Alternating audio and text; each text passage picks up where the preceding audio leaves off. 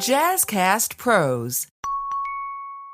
So if you're here, by now you probably already know that your sleep is important, but what you might not realize is what it's costing you on a daily basis when it isn't healthy and when you're not sleeping well. And I'm not talking about bags under your eyes or that third cup of coffee. I'm talking about the real losses, the arguments, the missed promotions, the emotional distance from people that you love, and the silent buildup of stress. In this episode of the Doze Podcast, I'm breaking it down and getting honest about what sleep deprivation is truly taking from you and how to take it back. Welcome to the Doze Podcast, your space for honest, unapologetic conversations about sleep. I'm Soda Kuczkowski, your host, certified sleep coach and sleep health educator with over 20 years of experience in sleep medicine, wellness, and behavior change.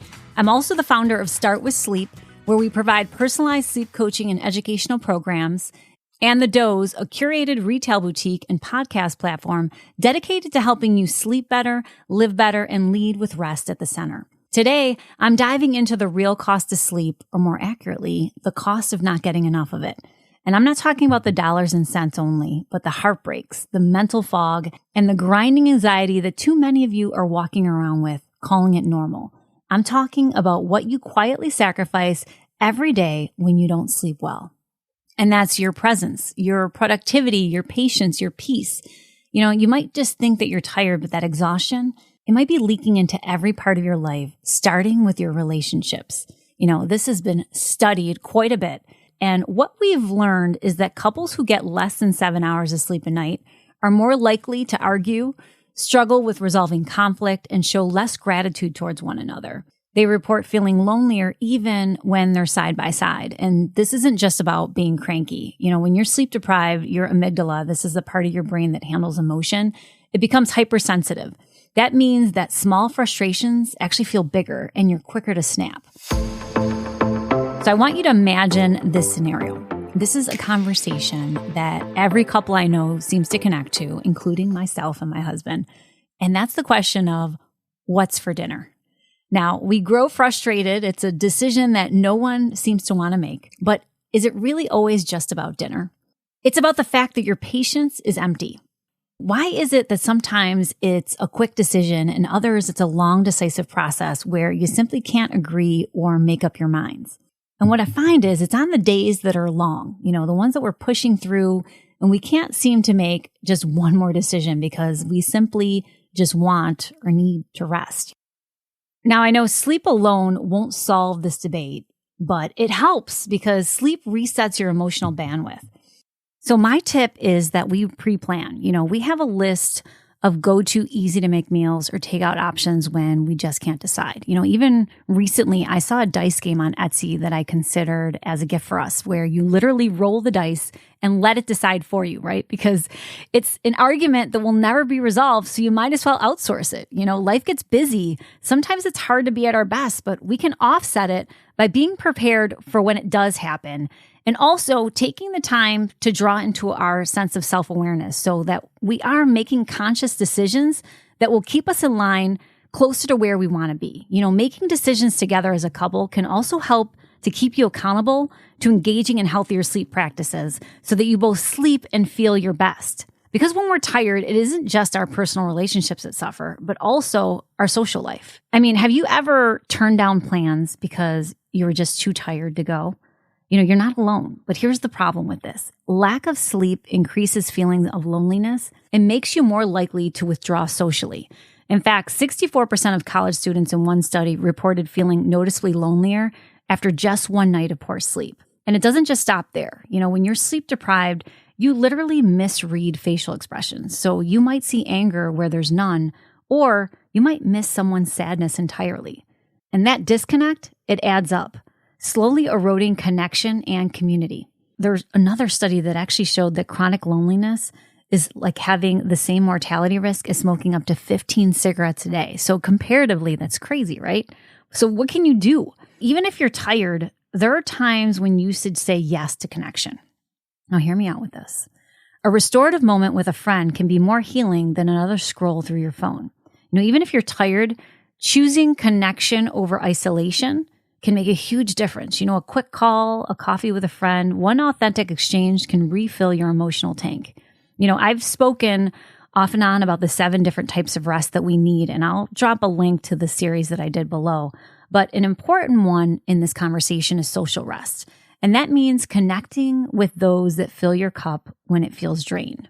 And yes, some can have the opposite effect. So if you're feeling worn down, I suggest that you choose wisely with those that you surround yourself with. You want to be around someone who makes you feel energized. And if you don't have someone like that in your life to fill that role, this is where social media can actually help. Watching a reel of someone who makes you feel uplifted. But actual human connection is really the goal. So getting the right types of rest that you need are important because a lack of healthy sleep can also affect your mood and your mental health. And I've said this before, rest is the bridge between good and bad sleep. Lack of sleep increases your stress hormones, your anxiety, your irritability, and dramatically reduces your ability to feel positive emotions. So it literally decreases your ability to feel joy. You lose access to the good stuff. A staggering 78% of adults say that poor sleep negatively impacts their mental health, and young adults with ongoing sleep troubles are 4 times more likely to experience depression. And this is where we get into the correlation between engaging in drug and alcohol use, because those things are closely tied together. So this is not just a warning, it's a fact. If you're waking up feeling overwhelmed or flat or anxious or emotionally stuck, sleep could be the first place to intervene. I want you to ask yourself, is my sleep healthy? You may be getting enough of it, but is it working for you? And do you feel rested when you wake up? Here's a coaching truth for you. Sleep is not just a preventative medicine. It is often the first step in healing. You can't think your way out of burnout, but healthy sleep can help you restore balance. And the last point that I want to emphasize in terms of the cost to not only your pocket, your employer's budget, and the broader economy is that sleep deprivation is not just a personal issue, it's a systemic one.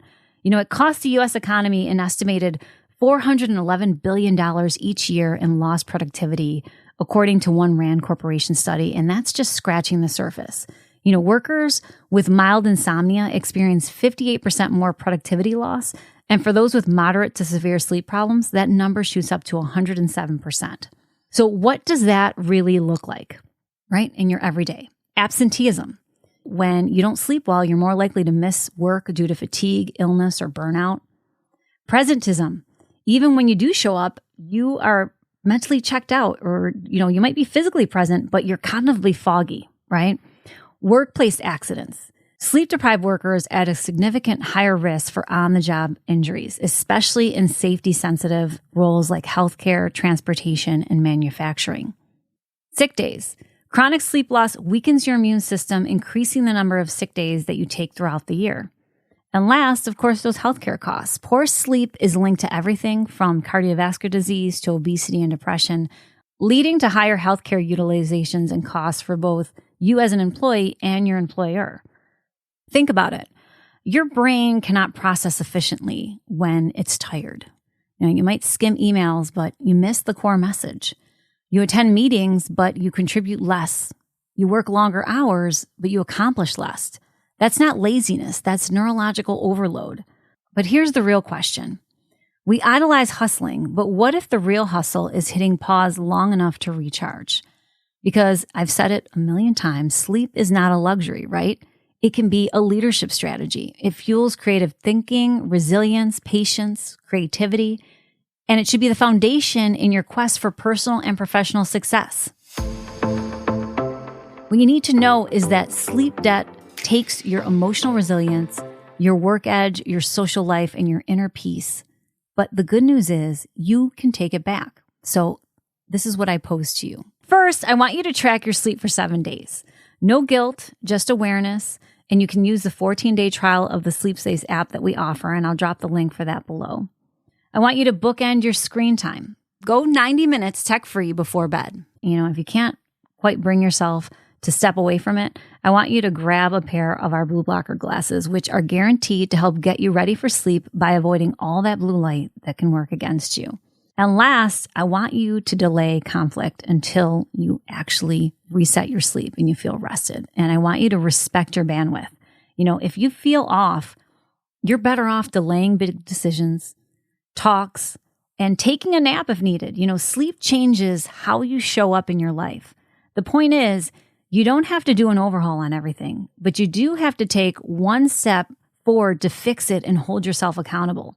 You get to choose your baseline. And when sleep is the foundation, everything else holds.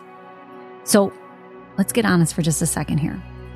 Most of you are walking through your life half awake. You're showing up for your families, for your jobs, for your communities, running on fumes, and convincing yourself that exhaustion is just part of the deal, that burnout is the cost of ambition, and that sleep can wait until the work is done. But the truth is, the work never ends. And the best way to be your best is to make sure you sleep your best. We only get one life, one brain, one body, one nervous system, and how you care for it or neglect it sets the tone for every interaction, every relationship, and every decision, every goal that you chase. When you're sleep deprived, you miss connection with your partner. You lash out instead of leaning in. You forget names, lose confidence, say yes to things that you later regret. You're surviving, not thriving. But when you honor your need for rest, you begin to unlock the version of yourself that's been buried under fatigue.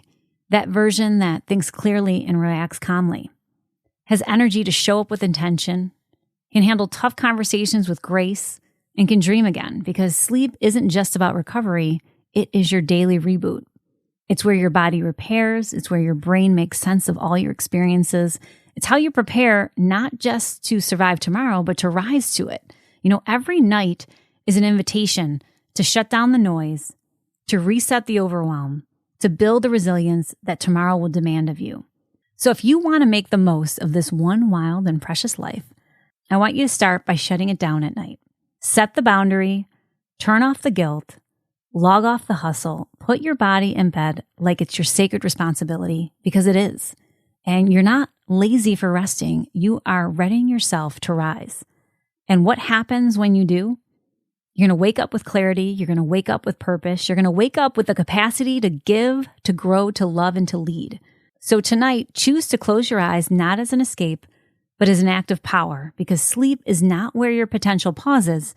It's where it begins. Thank you for joining me on this episode of the Doze Podcast. If this message resonated with you, I want you to pass it on. Share it with someone who has been pushing too hard, running too empty, or forgetting what they are capable of. And remember, your best life will not be built in burnout. It will be shaped in the quiet, intentional moments you choose to slow down, reset, and restore. Success is not about how long you push. It's about how well you recover so you can show up clear, calm, and capable. Until next time, sleep well.